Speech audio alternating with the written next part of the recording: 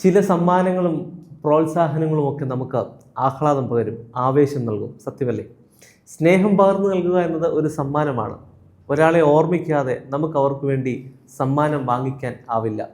എന്തെങ്കിലും ഒരു വസ്തു വാങ്ങി നൽകി നൈമിഷികമായ സന്തോഷം നൽകുക എന്നത് മാത്രമല്ല സമ്മാനം. നമ്മുടെ സമയവും സാന്നിധ്യവും കൂടി പ്രിയപ്പെട്ടവർക്ക് വേണ്ടി ചെലവഴിക്കുന്നതാണ് വിലമതിക്കാനാവാത്ത സമ്മാനം.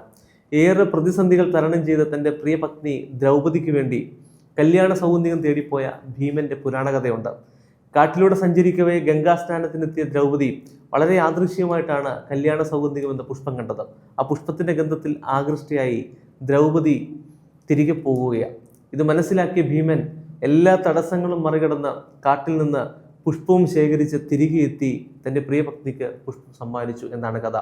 ഒരു പുഷ്പം സമ്മാനിക്കുന്നതിലൂടെ ഭീമൻ ചെയ്തത് കേവലം ഒരു വസ്തു നൽകുക മാത്രമല്ല, അതിനുവേണ്ടി തൻ്റെ എല്ലാ സമയവും സാഹചര്യവും കൂടി നൽകി എന്നത് നാം മനസ്സിലാക്കണം. അങ്ങനെയാവുമ്പോഴാണ് സമ്മാനങ്ങൾക്ക് മൂല്യമേറുന്നത്.